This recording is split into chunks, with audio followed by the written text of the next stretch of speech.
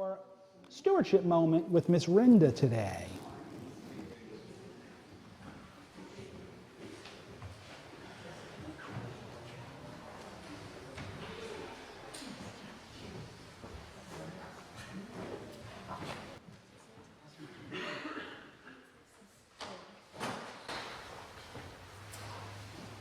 I stand here today because of the stewardship of a lot of people.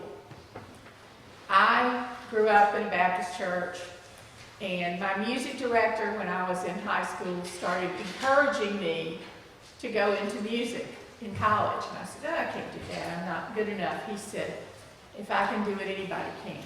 So my parents didn't say, no, you have to stay here and go to PJC and University of West Florida like most people I knew. I was the only one in my group of friends that left.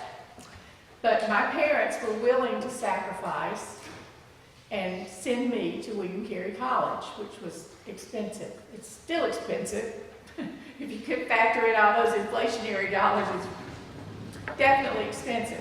But my parents were willing to put my education at the forefront of their lives.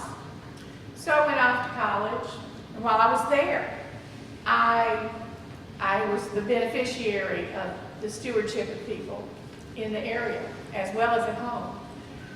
As a music major, a lot of us worked at First Baptist Church. What we did was we sang in their church choir, and we did the children's choirs on Wednesday nights. We got fed, which was worth it. And for the things that we did, they gave us money towards our tuition. Okay, that was nice. Got plenty of loans. I made it through college. A lot of people kind of behind my mother's back said I went off to get a husband. Well, I got one while I was there, but that wasn't the reason I went to William Carey. He's still around too, 52 years and counting, so hey, it was the right choice. But while I was in college, I remembered what my music director had said, and I was very fortunate to have the opportunity to be there at school. I didn't have any extra money. I had friends who had money, and they would, sometimes one of my friends was my suite mate, and she would often take us out to Shoney's. That was the place to go in Hattiesburg at the time. We'd go to Shoney's, and she would pay for some of the rest of us because I had no money. I often would have $0 in my purse or whatever, and I would get a card in the mail. I'd open it up, and it was from Ruth Lane's Sunday school class, little old lady Sunday school class. Probably younger than I am now, but that's beside the point. And they would send me $5 in that little card. And that meant so much to me. I'll never forget them for it. And I would be able to go to the grill and have a Coke and some French fries, with my friends. But that little thoughtfulness, that stewardship of their time, and that encouragement from them meant so much. Well, fast forward a bunch of years, and we ended up at seminary. And I was a beneficiary of some stewardship there as well. By this time, we had 3 children. So it was very important that we get as much help as we could. I was again working with children's choirs.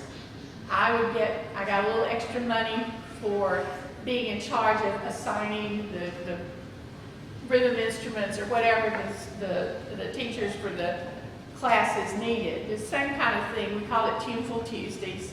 And the children would come, the children from the seminary campus would come, and we would teach them choir songs and activities.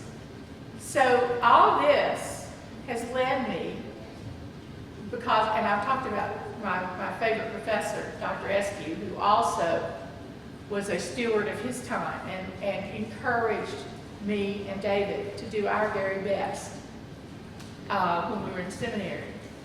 The seminary helped us out too, because I was able to go for half tuition as long as David was paying full tuition. That was the only reason I ended up with my master's degree in church music.